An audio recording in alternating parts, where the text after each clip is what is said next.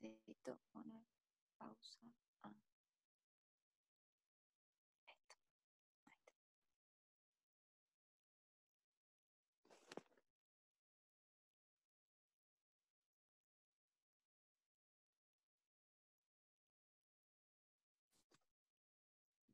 está.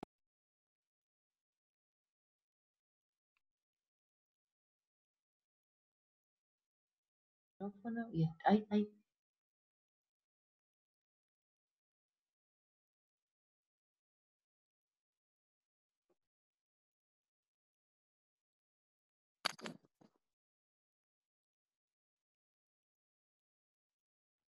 Hola, hola, ¿se escucha ahí?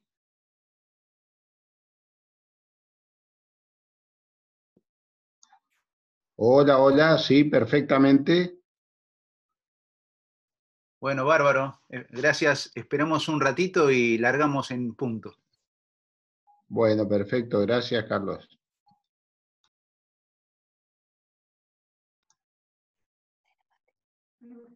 Ahí ya está, ahí te lo...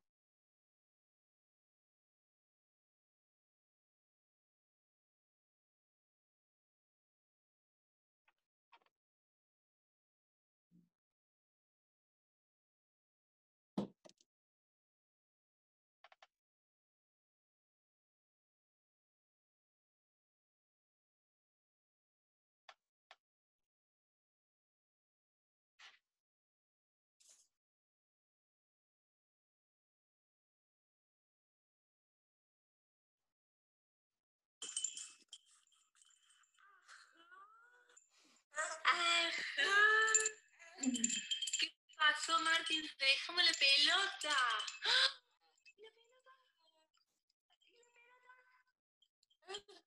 ¿Y ahora? Ajá. ¿Eso lo mandaron al grupo? Lo mandó al grupo de mi familia. Santiago Cristo. Mi papá. Hola, Martín. Hola, bombón de la mamá. Buen día. Buenas tardes. No. No puede ser tan bonito.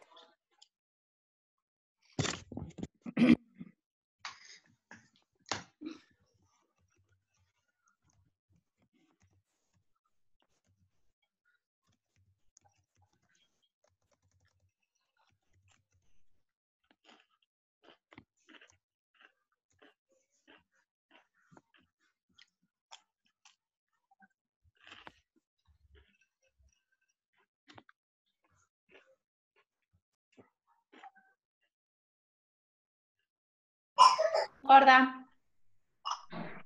Hola. Estoy por empezar la clase. Sí.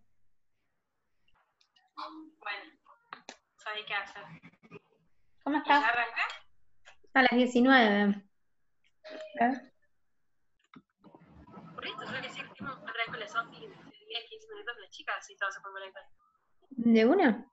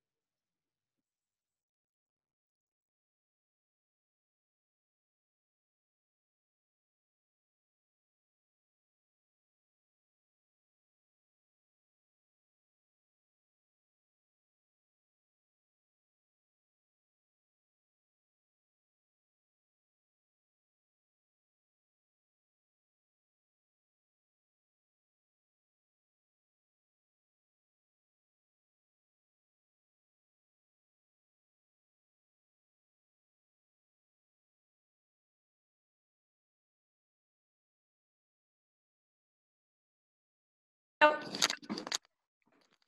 Ay, vamos, si todavía no empezó eso. No. Al fin.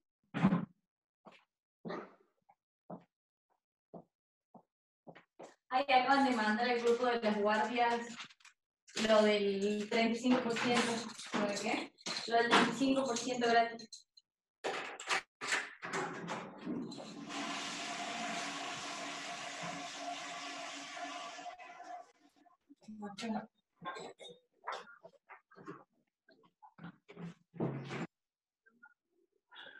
Nosotros usamos el Velasquito, que es ese que tenés vos, para las clases, digamos, todos los días, y el Velázquez posta cuando rendimos el final, o cuando no rendimos algún tema.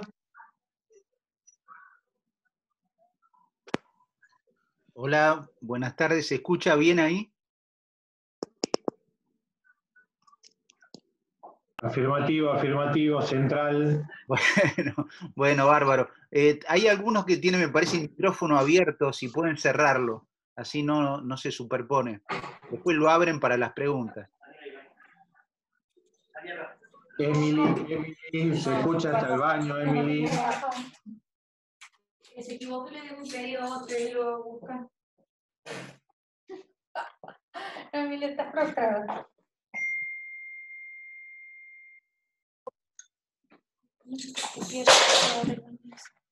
Oh, perdón.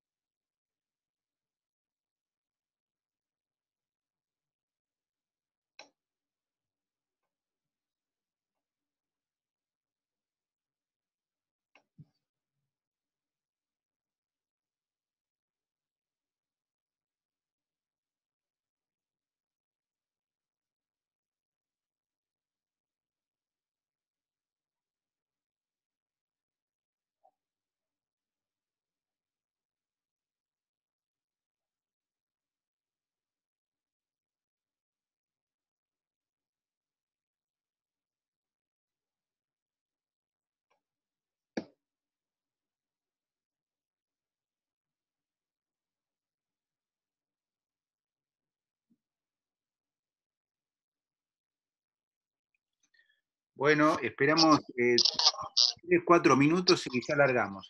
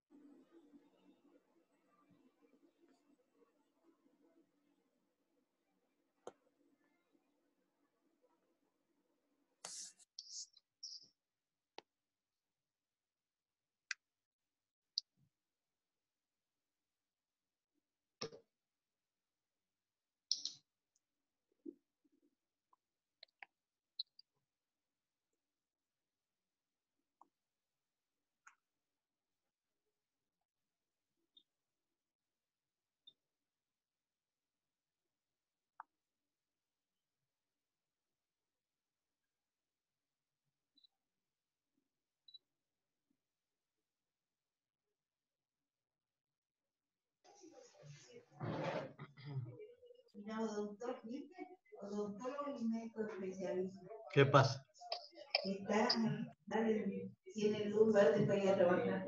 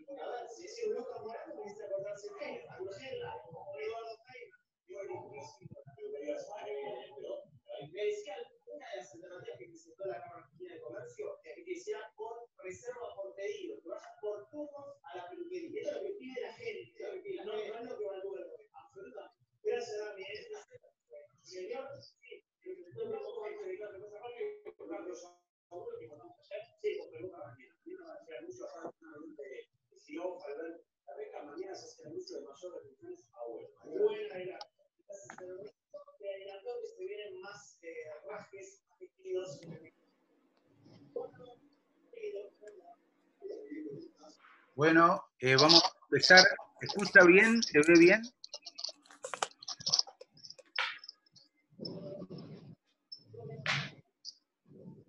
¿Escuchan? Perfecto, perfecto, Carlos. Bueno, bárbaro. Sí. Bueno, les pido que traten de poner todo para que no se escuche la voz de ustedes por ahora hasta las preguntas.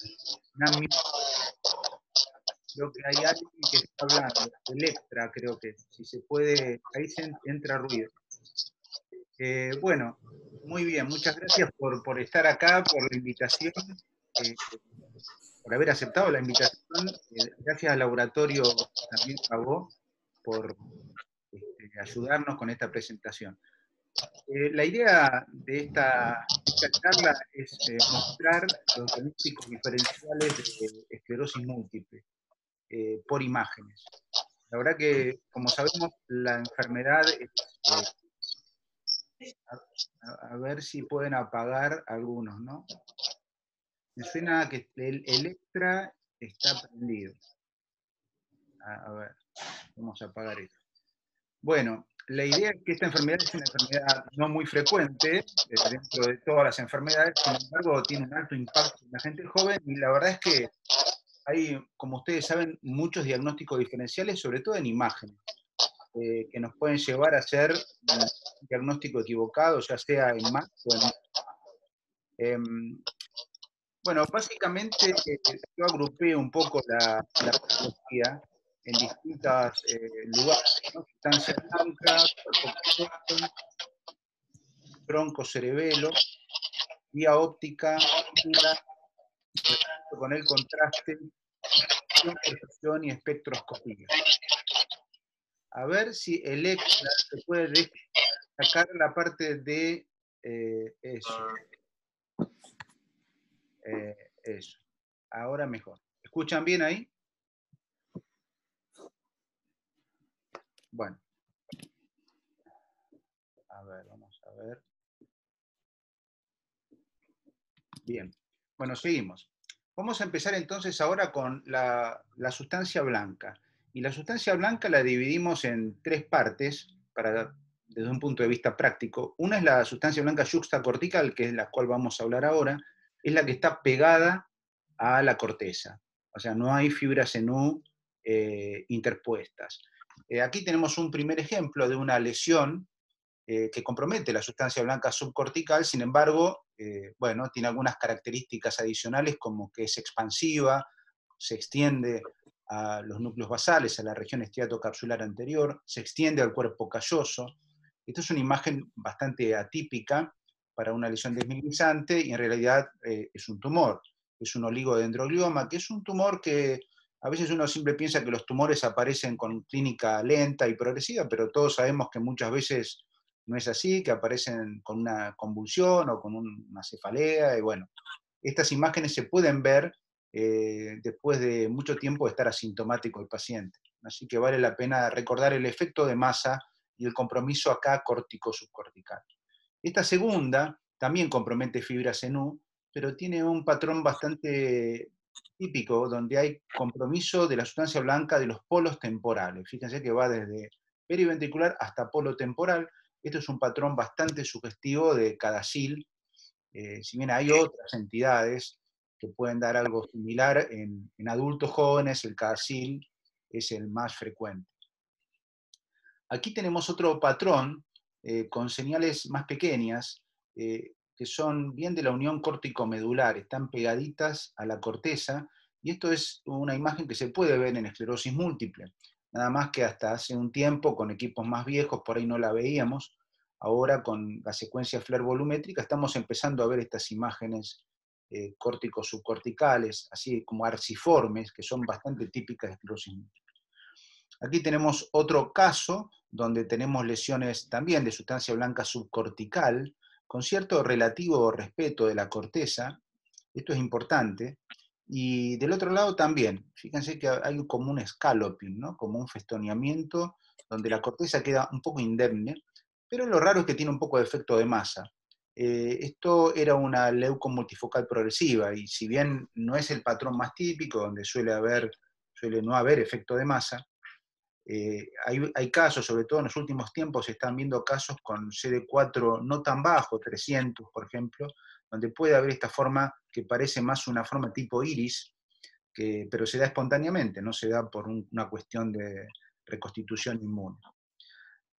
Acá tenemos otro caso con lesiones ya bilaterales, asimétricas, subcorticales, con poco efecto de masa, a pesar de que hay muchas lesiones, y esto es una DEM, lo que se llama DEM, la leucoencefalopatía, que puede ser posviral, posvacunas. En realidad es un mecanismo inmunomediado, normalmente mediado por anticuerpos, donde muchas veces los encontramos y otras no. Antimog es uno muy común, y normalmente hay muy buena respuesta al tratamiento. Y este otro patrón es sustancia blanca subcortical. Esto se ve muy bien, esto que estamos diciendo, el respeto de la corteza. Esto también está asociado a algo muy interesante. Tiene una lesión muy grande con poco efecto de masa. Fíjense que el ventrículo casi no está comprimido. Esto es algo muy sugestivo de una lesión desmineralizante. Y se extiende en profundidad a la vía piramidal y al mesencéfalo. Y esto es un espectro de neuromielitis óptica por antiacuaporina. Una de las formas de acuaporinopatía es esta forma de placa grande que hemos visto más de una vez. Bueno, ahora vamos a la sustancia blanca lobular. Esta es la más difícil porque es la más inespecífica. Aquí es donde no se compromete en la fibra CNU, tampoco se compromete, por lo menos predominantemente, la sustancia blanca periventricular, y se compromete el resto de la sustancia blanca. Y acá tenemos un primer caso. Este es un paciente con señales puntiformes, confluentes, bilaterales, bastante simétricas, aunque no perfectamente simétricas, y esto es lo que vemos todos los días, ¿no? Con los pacientes añosos que tienen hipertensión, que fuman o tienen antecedentes vasculares, que vemos estos focos de gliosis isquémica presuntamente por microangiopatía.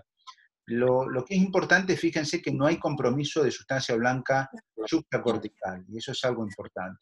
A veces puede comprometerse el cuerpo calloso, pero siempre en los tercios laterales, nunca en el tercio medio. Digamos, si dividimos al cuerpo calloso de acá hasta acá en tres partes, la parte lateral sí se puede comprometer, sobre todo en diabéticos, pero no el medio. Acá tenemos un segundo caso donde hay señales más diferentes, o sea, más puntiformes, mejor definidas, que ya no gustan tanto, y esto es un caso de esclerosis múltiple. Fíjense también la atrofia que solemos ver en estos pacientes, aunque sean jóvenes. Este tercer caso es distinto, tiene señales también puntiformes, pero están alineadas en un sentido antero-posterior. Y fíjense que de este lado, al lado derecho, hay cierto compromiso cortical. Lo mismo pasa acá, a nivel parietal. Estos son lesiones de infartos isquémicos en territorios limítrofes. Esto se puede ver después de un paciente que tuvo una cirugía cardiovascular y estuvo hipotenso, o tuvo un paro cardiorrespiratorio. Y bueno, importante ese patrón de alineamiento que está entre los territorios de las arterias cerebrales medias y anteriores. Este caso que vemos acá, este caso es bastante común de ver, sobre todo en pacientes de hasta 20 años. Es más común en la primera década, pero puede llegar hasta la segunda década. Son las áreas terminales de mielinización. Son esas señales que aparecen a nivel periatrial, puntiformes, confluentes, que tienen una característica, que dejan un pedacito de sustancia blanca normal entre el atrio y las señales. Esas señales tienden a desaparecer después de los 20 años, muchas veces nos dan dudas, y bueno, la única forma es repetirlas más tarde, pero no hay que confundirlas con lesiones. Acá ya tenemos otro patrón bastante distinto, tenemos un patrón raro, sustancia blanca lobular, pero también algo de subcortical. No es habitual ver esto en un paciente joven o de mediana edad, y bueno, este paciente tenía una vasculitis. Yo obviamente no quiero mostrar todo el caso, pero es un patrón que merece que uno le dé contraste, merece ver la difusión y merece ver un angioreso. Y acá tenemos otro paciente, una paciente con cefalea migrañosa, joven, que se hace la reso y aparecen estos famosos puntitos.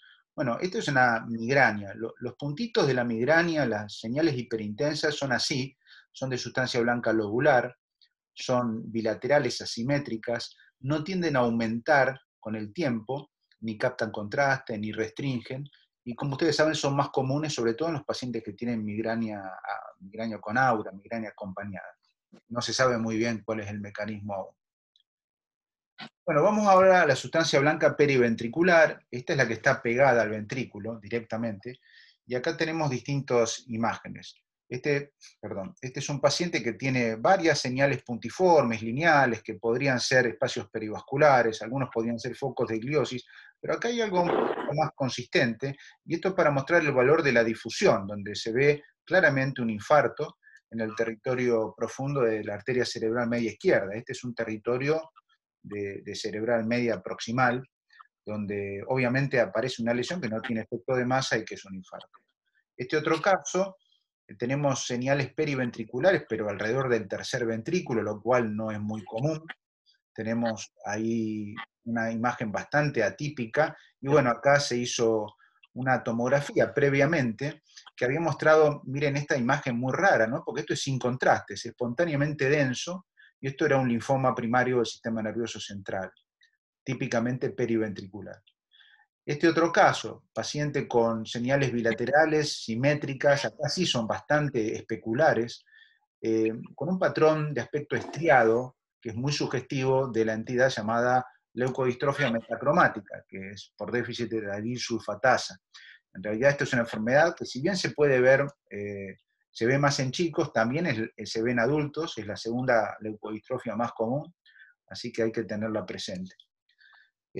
Acá, perdón, se me está disparando el mouse. Este es un paciente con lesiones puntiformes y confluentes que también afectan la sustancia blanca lobular. O sea, el hecho de que la esclerosis múltiple tenga algunas imágenes típicas como yuxtacorticales o periventriculares no quiere decir que haya muchas en la sustancia blanca lobular, por eso que haya en la sustancia blanca lobular no descarta lesiones de múltiple. Acá tenemos lobulares y tenemos periventriculares. Esto es una esclerosis múltiple, fíjense que ya tiene alguna confluencia. Este otro caso, tenemos señales muy raras, muy difusas, mal definidas, que afectan periventricular y un poco de lobular, pero dejan bastante lo subcortical. Este es un paciente por encefalitis por HIV. Si bien ya es una enfermedad que teóricamente debería estar controlada, en muchos lugares todavía no está, sobre todo dificultades por el tratamiento, y el propio virus produce esta encefalitis que tiene una característica no de efecto de masa, y en T1, si uno mira la imagen en T1 no la va a ver hipointensa, no va a ver nada. Y esto es la diferencia de la LMP, donde sí se ve hipointensa. Y este caso último es muy interesante porque los pacientes pueden tener problemas de parto. Yo ya vi 3 casos de pacientes con diagnóstico presunto de esclerosis múltiple tratados y que tenían esta imagen. Y la imagen es muy típica, tienen estos ventrículos tironeados dorsalmente, irregular el contorno del ventrículo, estas señales periventriculares y sobre todo poca sustancia blanca. Esto es un típico caso de una leucomalacia periventricular. Son los pacientes que nacen prematuros, que tienen alguna injuria hipóxico-isquémica, que obviamente viven, crecen, llegan a grandes y por ahí pueden tener alguna leve paraparesia que puede pasar desapercibida, y muchas veces tienen un cuadro de adultos, un vértigo, una cefalea, se hacen una imagen y encontramos este patrón, y la pregunta acá es ¿cómo nació? Aunque el paciente tenga 40 años, esto lo lleva de por vida. Bueno, vamos ahora a los patrones combinados. Esto tenemos varias causas. Acá tenemos un paciente primero con lesiones, fíjense que son muy simétricas, comprometen brazo posterior, cápsula externa, radiaciones ópticas periventriculares, cápsula interna. Bueno, esto es un paciente que cuando se hace la secuencia T2-GRE, que es muy importante, ya sea T2-GRE o susceptibilidad magnética o cualquiera de las dos, vamos a ver que tiene áreas de microhemorragias. Y esto ya prácticamente descarta esclerosis múltiple con estas imágenes de microhemorragia, descarta muchas lesiones desmineralizantes, y este paciente tenía también un CADASIL, o sea, es un patrón que junto con las lesiones de los polos temporales es muy típico. Aquí tenemos una paciente, yo ya tuve 2 casos de esto, con lesiones de sustancia blanca, focales, confluentes, en FLAIR. paciente con distrofia miotónica. Hay que recordar que la distrofia miotónica de Steiner, además de tener el cuadro obviamente muscular y debilidad, etc., puede tener en el cerebro estas señales pseudodesmielinizantes que normalmente no progresan. Y finalmente, en este patrón combinado, con lesiones de sustancia blanca lobular, periventricular, tenemos un paciente que tenía lesiones bilaterales pero asimétricas, y este paciente era un muchacho que tenía un cuadro de deterioro cognitivo, un cuadro de deterioro también, digamos, psiquiátrico, un cuadro psiquiátrico crónico, donde lo que llamaba la atención era que tenía esas imágenes restringían en difusión, y esta restricción persistía en el tiempo, no se iba, no era un infarto, y esto terminó siendo una leucodistrofia difusa, hereditaria, por esferoides neuroaxonales. Este es un caso que fue confirmado por la doctora Taratuto acá en Argentina, con el gen y todo. Bueno, vamos al cuerpo calloso. Cuerpo calloso, acá tenemos imágenes muy típicas de múltiple. Recuerden la unión calloso-septal, que salen de abajo y suben. En el tercio medio, estas son características. Acá tenemos otro paciente con lesiones periventriculares que se extienden al esplenio, el lugar donde esta patología, que es la adrenoleucodistrofia, comienza en general es en el esplenio. A partir de ahí empieza a difundir como en alas de mariposa. Hay que pensarlo, es una enfermedad, si bien se ve en 8 o 10 años, comienza habitualmente, puede aparecer más tarde, hay formas más leves, y bueno, tenemos que tenerla presente. Esta es otra patología que en comienzo agudo, con lesiones de aspecto ADEM-like, bilaterales, y tienen esta extensión al retroesplenial. Esto lo vimos, no está descrito, pero tenemos varios casos donde hemos visto esta imagen, que es un anti-MOC. Otro caso con imágenes intra-cuerpo calloso, que se llama cuerpo calloso perforado en T1, y que son las características de la enfermedad de Susak, que es una vasculitis, como ustedes saben, con compromiso ocular y auditivo.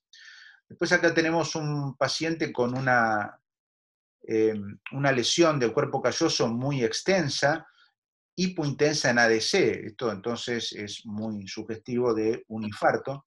Y acá vale la pena muchas veces en estos casos hacer un angioreso. Fíjense, los infartos del cuerpo calloso son raros, pero habitualmente cuando se presentan se dan por pacientes que tienen mucha patología vascular previa. Este tenía una obstrucción de las dos carótidas internas, tenía circulación colateral por externa, circulación colateral por territorio posterior. Estaba bastante compensado, pero en un momento se manda el infarto del cuerpo calloso. Son muchas veces diabéticos estos pacientes. Y este último, una lesión del esplenio, muy típica, muy central, que se ve después de cuadros virales.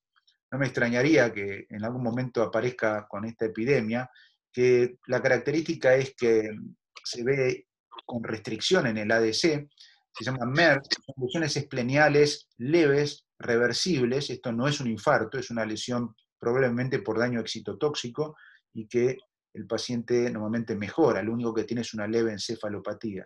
Yo he visto algún caso bueno, ya le voy a contar, ahora no me sale la infección. Vamos ahora, cuerpo calloso, seguimos con cuerpo calloso. Fíjense este paciente, con dengue. La otra vez vi un caso de un MERS con dengue. Bueno, acá tenemos el cuerpo calloso comprometido también. Fíjense que este paciente tiene varias lesiones microhemorrágicas y macrohemorrágicas en la secuencia de susceptibilidad magnética, y esto era un daño axonal difuso. ¿Qué quiero decir? Muchas veces vemos casos que tienen algún síntoma y que la pregunta es qué le pasó antes, ¿no? Este paciente había tenido un traumatismo viejo, grave, que había dejado al paciente con microhemorragias, con lesiones de sustancia blanca, producto de un daño axonal difuso, y eso queda, y también puede hacer confundir con una esclerosis múltiple. Acá tenemos otro caso con una lesión de sustancia blanca subcortical, bien en scalloping, que se extiende al cuerpo calloso, y esto era una leucomultifocal progresiva, parecida a la que vimos hoy, pero más típica en el sentido que no tiene efecto de masa. Acá tenemos un cuerpo calloso muy finito, pero bastante homogéneo. Esto es normalmente típico de una enfermedad media rara en adultos, pero que se ve en chicos, se llama vanishing white matter, o sea, un desvanecimiento de la sustancia blanca, pero está descrita en adultos también, donde lo que se va alterando es el borde externo del cuerpo calloso y queda el reborde interno. Esta es otra enfermedad que la verdad que vemos muy poco, es una alteración de los alcohólicos, donde hay una alteración difusa, sobre todo a nivel del esplenio, pero en el medio, otra vez, no afecta los bordes ni superior ni inferior, y eso es la diferencia de la múltiple, es la Marchiafava vignami, producto de alteraciones metabólicas secundarias al alcoholismo. Y finalmente este cuerpo calloso, que se ha dado en llamar marmolado, que es un cuerpo calloso típico del antimog, de la antiacuaporina. Es una neuromielitis óptica, un espectro, con antiacuaporinopatía. Vamos ahora al tronco y cerebelo. Bueno, esta imagen en el medio de la protuberancia con un patrón bastante típico. Fíjense que hay un piquito en el medio y un respeto de las fibras córtico-espinales. Bueno, esto es bastante típico de la desmineralización osmótica. Es la imagen que se llama en alas de vampiro o en alas de murciélago. Respeta un poco la vía piramidal que estaría acá. A veces pueden restringir también. Acá tenemos otro caso, un paciente que tenía una encefalopatía aguda, y lo que vemos en este caso es que esto que es la sustancia negra, este es el núcleo rojo, esta es la pars compacta y esta es la pars reticulata. La pars compacta está muy blanca, brilla. Esto se ve muchas veces en encefalitis virales, especialmente por flavivirus, que hemos tenido alguna epidemia cercana en Brasil, y cada tanto aparece. El West Nile, por ejemplo, es un ejemplo. Y acá tenemos otro caso, paciente que tenía vómitos recurrentes, y aparece una imagen, bueno, en el bulbo posterior, también muy típica de antiacuaporina, en el espectro de neuromielitis. Este fue un paciente que tenía también un cuadro tipo ADEM con lesiones del bulbo, un antimog. Hemos visto varios casos con lesiones vulvares por antimog, ya no en el piso, sino en las regiones laterales. Este es otro caso interesante, es un paciente con una atrofia cerebelosa, con atrofia de pedúnculos, atrofia de protuberancia, y bueno, esto también a veces se puede confundir con una múltiple, sin embargo es una cerebelitis por JC. Recordemos que el virus JC, además de dar la leucomultifocal progresiva, puede dar este tipo de cerebelitis, donde se afectan las células granulares del cerebelo. Es un cuadro más crónico, producido por JC y menos conocido. Y bueno, y finalmente sí, las imágenes más típicas de esclerosis múltiple, que son focales, que son separadas, normalmente ocupan pedúnculo cerebeloso medio, periferia de protuberancia y sustancia blanca del cerebelo. Avanzamos un poquito con cerebelo tronco. Este es un caso de un paciente que tuvo una encefalopatía asociada a cuadriparesia flácida. Este paciente terminó teniendo un Bickerstaff, o sea, tenía raíces que reforzaban, terminó con el anticuerpo anti-GQ1B positivo. Si bien parece una entelequia, el Bickerstaff ya hemos visto en los últimos tiempos 2 casos. El último lo vimos ahora de un chico de Tucumán, que se confirmó, o sea que esto existe. Evidentemente hay algún epitope que lo tiene tanto el sistema nervioso periférico como el central, y produce esta entidad que responde muy bien al tratamiento con gamma o con plasmaféresis.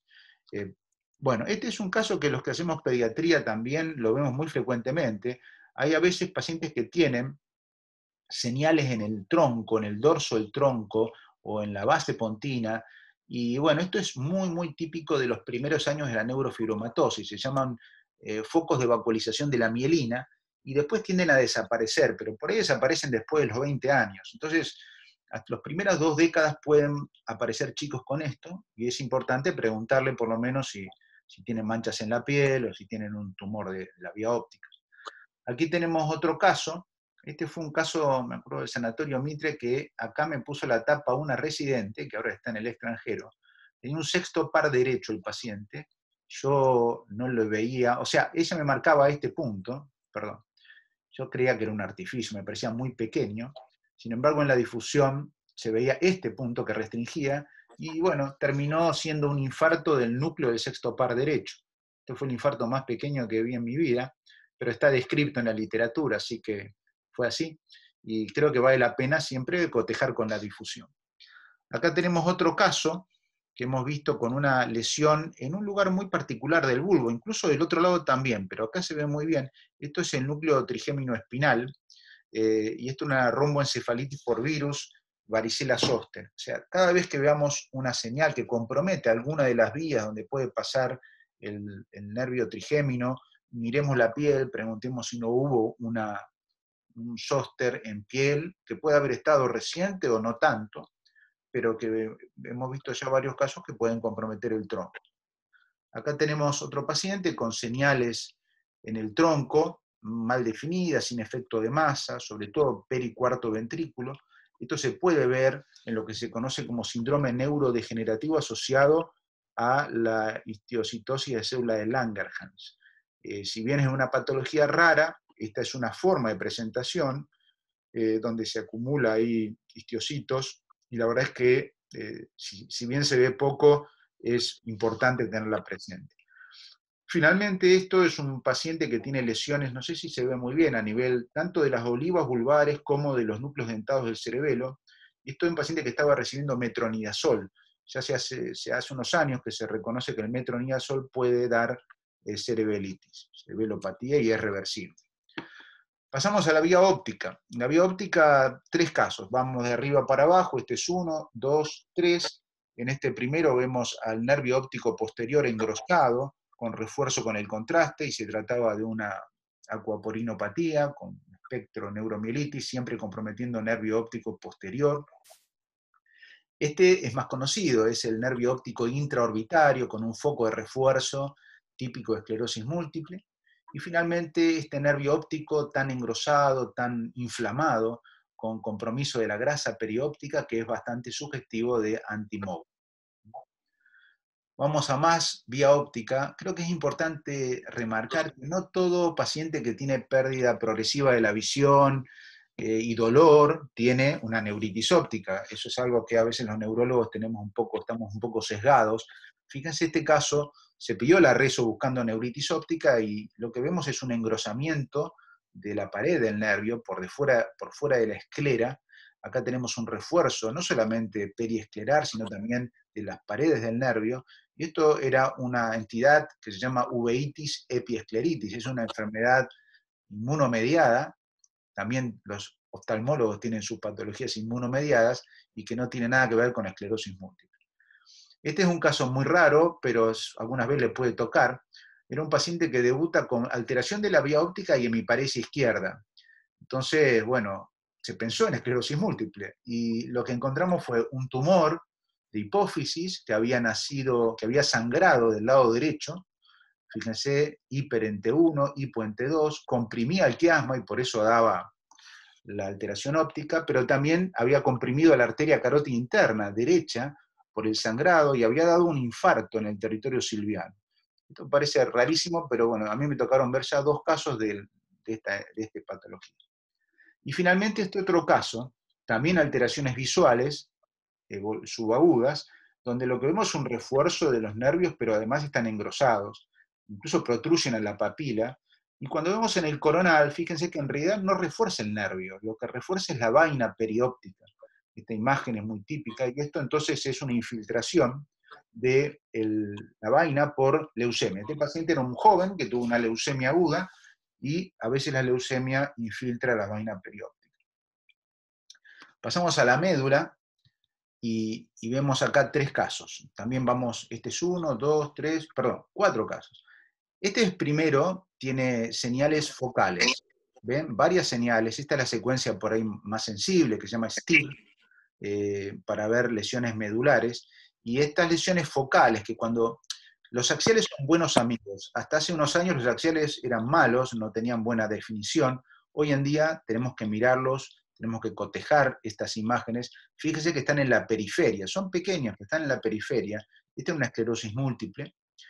Este otro, en cambio, tenía una mielopatía aguda con un engrosamiento de la médula, una lesión larga, con un compromiso medio completo, con respeto solamente de la periferia de la médula, y con áreas más brillantes dentro de esa hiperintensidad. Estos se llaman bright spots o manchas brillantes. Es bastante característico de la neuromielitis óptica. básicamente acuaporinopatía. Este es un caso de la literatura, pero lo traigo porque, bueno, lo describió la gente de la Clínica Mayo, se llama el signo de la línea en el sagital y el signo de la H, buscando toda la sustancia gris central, en el axial, y es típico de Anti-MOX, según este grupo de investigadores que tienen mucha experiencia. Lo que yo recomiendo acá es que, bueno, hay muchos equipos, donde incluso en los mejores lugares, donde puede haber artificios muy parecidos a esto, hay que tener cuidado, hay que cotejarlo en los axiales, pero bueno, está descrito esta línea como bastante típico de Anti-MOX. Y este es otro caso donde vemos acá una imagen hipointensa, rodeada de toda una zona hiperintensa. Si bien esto puede ser un granuloma, sería una alternativa, en este caso era un Behçet, ese se llama el signo del Beigel, que es bastante, o sea, difícil de ver, pero bueno, si ustedes ven esta imagen, piensen también, además de un granuloma, en Behçet. Seguimos con médula. Este es otro caso donde el paciente tenía una paraparesia progresiva. Fíjense que acá vemos la médula que está como muy pegada a este nivel al disco intervertebral. Después vuelve a soltarse. Normalmente la médula se acerca, por la misma cifosis, a la cara posterior de los cuerpos vertebrales, pero acá hay algo raro. Y lo raro era que tenía una expansión del espacio, porque lo que tiene acá es una especie de atadura de la médula por una hernia medular transdural. O sea, la médula se introduce en un ojal de la dura madre y queda agarrada. Esto se ve a veces después de hernias de disco o postraumático. Es quirúrgico porque hay que soltar. Acá tenemos otro caso con una paraparesia también progresiva que tuvimos, donde se ve esta imagen. Esto se llama el signo del escalpelo y es bastante típico de lo que se llama la membrana aracnoidal posterior. Resulta que hay una membrana que no se ve, que es aracnoides, que también puede ser por aracnoiditis, postraumática, muchas veces después de una anestesia peridural pueden quedar estas membranas, y esto da este signo que se llama del escalpelo, y que, bueno, también es quirúrgico porque hay que ir a romper la membrana. Este es otro caso de un paciente joven que era jugador de rugby, y que comenzó también con paraparesia. El informe fue informado normal, pero después viéndolo en detalle, podemos ver que acá hay algo raro, ¿no? Es como que aparece una imagen demasiado expansiva a este nivel. Los cuerpos vertebrales están como si fueran un poquito remodelados, y bueno, en el axial sí confirmamos que hay un quiste. Estos quistes espinales se llaman quistes aracnoideos tipo 1A, de una clasificación que hay, que bueno, son quistes aracnoideos intradurales, y también son quirúrgicos, porque esto va a seguir progresando. Bueno, terminamos ahora con la parte común y vamos a ir avanzando con la parte de contraste. Fíjense, acá tenemos patrón de contraste típico de múltiple, ¿no? Si bien son todas de un solo lado, es una cosa rara, pero acá tenemos estos patrones que son como anillos incompletos. Esto tiene que hacer pensar en esclerosis múltiple, o por lo menos en una enfermedad desmielinizante. Este otro tiene lesiones más de sustancia blanca subcortical y un refuerzo bastante pobre, aunque presente. Esto era una antiacuaporinopatía. Y finalmente, esta gran placa enorme, con incluso un poquito de efecto de masa, con un refuerzo que se llama patrón nublado, bastante parecido al anterior, que es típico del Anti-MOX. Son refuerzos que siempre están, pero no son muy intensos. Otro patrón de refuerzo diferente es este puntillado en tronco, y también la sustancia blanca periventricular. Acá aparecen puntitos, acá aparecen líneas, estriados. Esto puede ser dos patologías, o Clippers, que es una patología que se describe desde hace unos años, no se sabe la causa, pero son linfocitos T, o la otra alternativa es que sea anti-GFAP, que es una inmunomediada, donde, bueno, algunos dicen que muchos Clippers, si uno busca el anticuerpo GFAP, lo va a encontrar. A veces esa GFAP puede dar edema de papila y otras hidrocefalia. Acá tenemos otra imagen de refuerzo muy diferente a las anteriores. Fíjense que esto parece una mancha de contraste muy homogéneo. Esto es bastante sugestivo de lo que se llama linfoma primario del sistema nervioso central. Son como manchas. El problema es que puede ser multicéntrico y hay que tener cuidado porque con corticoides se van. Este refuerzo lineal, ahí periventricular, se llama pencil-like, es un refuerzo bastante típico de acuaporinopatía. Y finalmente este refuerzo, que es un refuerzo subaracnoideo, pero bastante simétrico, está en los surcos frontales superiores y también a nivel intraparietal. Esto es bastante sugestivo del PRES. Recuerden que PRES, que es la encefalopatía posterior reversible, en un 15 a 20% podemos encontrar refuerzo, y es un refuerzo que algunos lo podemos mencionar como un refuerzo en el hecho. Bueno, vamos a refuerzos medulares. Aquí tenemos un refuerzo muy interesante, donde se refuerzan las astas anteriores con la imagen típica del ojo de búho, pero además vemos refuerzo de las raíces anteriores, que son estas. Eso sí que es llamativo, y esto era una mieloradiculitis. Cuando vemos refuerzo de raíces casi descartamos enfermedades primarias neurológicas y buscamos más virus, sobre todo zóster o, bueno, enterovirus. Acá tenemos otra imagen con una lesión focal que refuerza con el contraste. Esto era una esclerosis múltiple. Los refuerzos de la médula en múltiple nunca son muy estridentes y pueden ser así nodulares o lineales, algunas veces en forma de lápiz, en sentido cráneo-caudal. Y este otro que me interesa que lo veamos porque puede llevar a error. Esta imagen uno dice, bueno, hay un refuerzo de la epicono y cono. Sin embargo, esta era una resonancia sin contraste. Entonces esto es una mielitis hemorrágica. Y cuando vemos una mielitis hemorrágica hay que pensar a veces en zóster también, en micoplasma. Son causas que pueden darlo. No vimos muchos casos de estos. Este es uno, me acuerdo que fue, creo que de Paraná, donde vimos esta imagen. Finalmente, en ese caso no se llegó a un diagnóstico etiológico. Vamos a seguir con refuerzos con el contraste. Este es un paciente con una hernia de disco, una mielopatía, y este refuerzo, que se ha dado en llamar refuerzo en panqueque, siempre ocurre en las mielopatías por espondilosis y hernias por debajo del nivel de la hernia, nunca por arriba. Y bueno, este refuerzo así es muy característico. Otro caso, paciente con mucho edema y una lesión. Fíjense que la lesión es lo que capta y el edema que tiene arriba. Este refuerzo se ha dado en llamar el del borde y la llama. O sea, es un refuerzo que tiene mayor refuerzo en la periferia, por eso el signo del borde, y en las puntas, arriba y abajo, se llama el signo de la llama, y es bastante típico de las metástasis medulares, que son raras, pero a veces las vemos. Y finalmente, este caso, que fue un paciente muy, muy interesante, tenía una mielopatía progresiva, baja, tenía una señal hiperintensa intramedular, estas imágenes, que son vasitos en la superficie de la médula, y un refuerzo que se llama como empespunteado. En realidad el nombre que le han dado es el signo de la pieza perdida, como que hay partes que no refuerzan y otras que sí. Esto es típico de la fístula arteriovenosa dural. La causa de esta discontinuidad se cree que tiene que ver con la anatomía de los vasos venosos intramedulares. Bueno, vamos a seguir con la médula y el refuerzo, porque es muy interesante. Acá tenemos una lesión medular grande, con un refuerzo muy raro, muy posterior.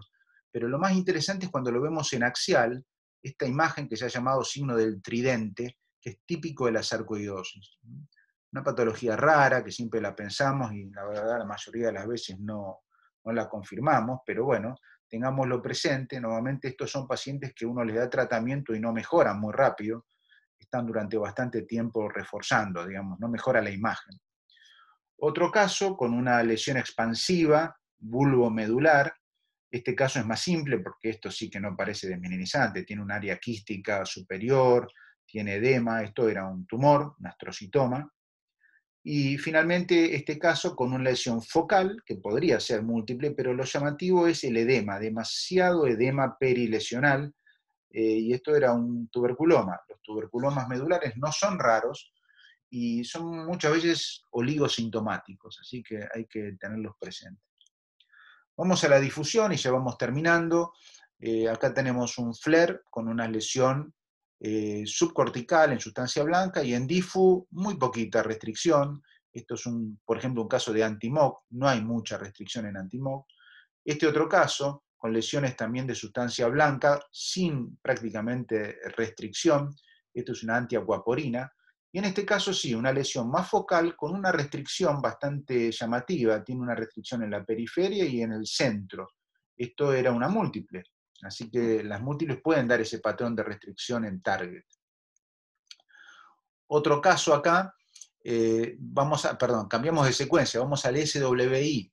Fíjense, una lesión de sustancia blanca donde en la susceptibilidad, en la variante de fase, le vemos un anillo y un centro hipointenso. Esto se llama anillo de hierro, es típico de esclerosis múltiple, pero para detectarlos hay que aplicar esta secuencia. Fíjense que en este caso no vemos nada, es anti-MOG, y en este caso tampoco vemos nada y es una antiacuaporinopatía. O sea, esto parece ser bastante específico de múltiple. Son las que llaman placas crónicas activas.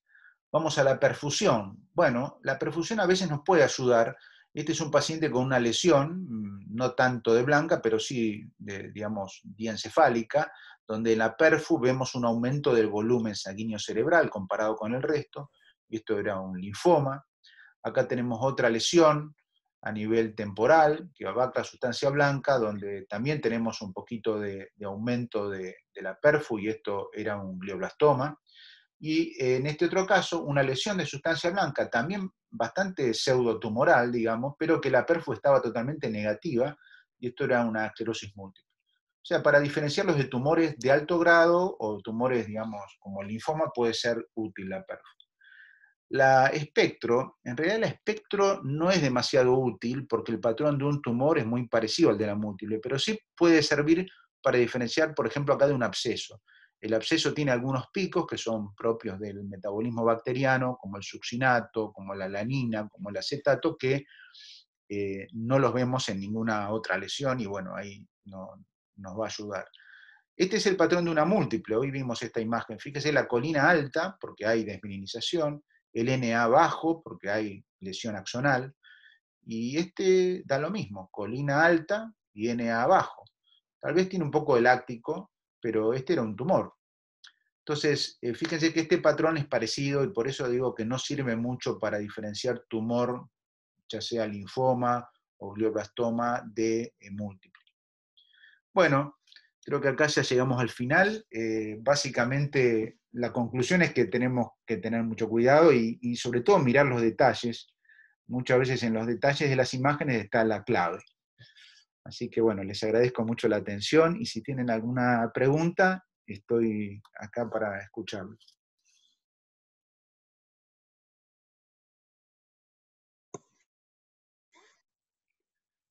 Hola, Carlos. Sí, escucho, ¿eh? Soy Orlando García, ¿cómo estás? Ah, ¿qué Bueno, tal? felicitaciones, excelente tu presentación, siempre. Quería preguntarte un poco algo que tiene que ver con el futuro, tal vez, ¿no? Pero, ¿qué valor le das al signo de la vena central como herramienta para el diagnóstico diferencial de lesiones de M con otras patologías? Y lo que pasa es que ahí hay un problema, que es que para que sea realmente de tenerlo en cuenta, hay que tener un número determinado de placas que tengan el punto central en susceptibilidad magnética, porque hay placas que pueden caer de casualidad arriba de una vena. Entonces, ese punto de corte de cuál es el porcentaje de placas que tienen que tenerlo no está claro. En general se dice 40%. O sea, tendríamos que sumar, ver todas las lesiones que tiene, y si más del 40 tiene la vena central, sería positivo. Es un poquito engorroso, pero bueno, quizás en el futuro con técnicas más automatizadas sí se pueda tener en cuenta. Por ahí sirve más cuando hay una placa o dos placas. Ahí sí me parece que puede tener más valor.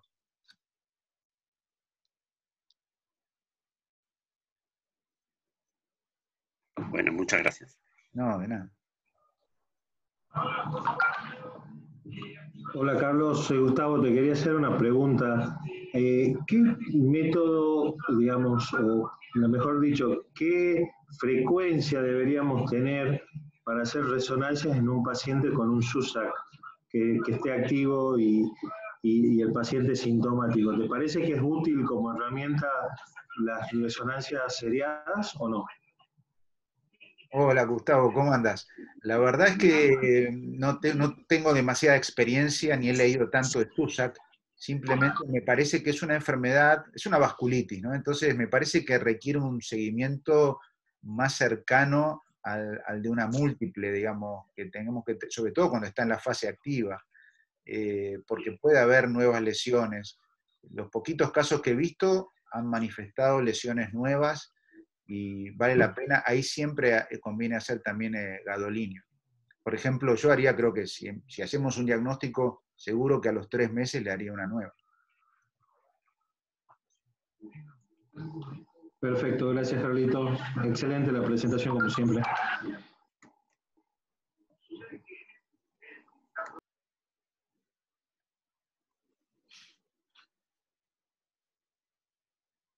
¿Alguna otra pregunta? Carlos, bueno, sigo yo. El déficit de B12, no mostraste ningún caso de déficit de B12, pero ¿se pueden encontrar alteraciones en la resonancia del encéfalo? Sí, muy buena. Bueno, en encéfalo y en médula, ¿no? En médula se ve el signo como de una V corta, pero al revés, porque agarra los cordones posteriores, entonces se ve a nivel cervical y dorsal superior. También se ve lo mismo en la hipocupremia, que es muchísimo más rara. Pero lo que sí es interesante que en B12 estamos viendo bastantes lesiones también en cerebro, en las cápsulas internas, en el cuerpo calloso. La verdad que esas lesiones, algunas restringen en difusión y bueno, son reversibles cuando se hace el tratamiento. Así que sí, hay que tenerlo siempre presente, sobre todo gente que muchas veces son ahora veganos estrictos y pueden tener esto.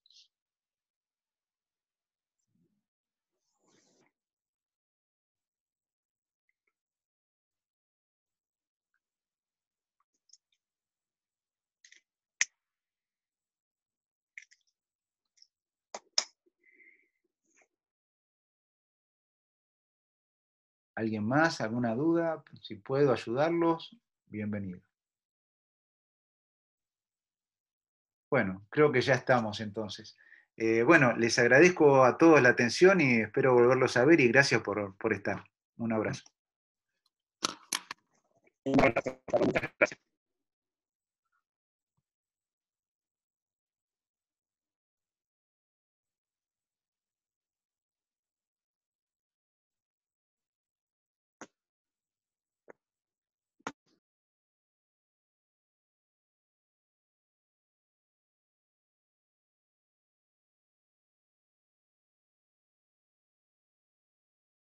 Gracias.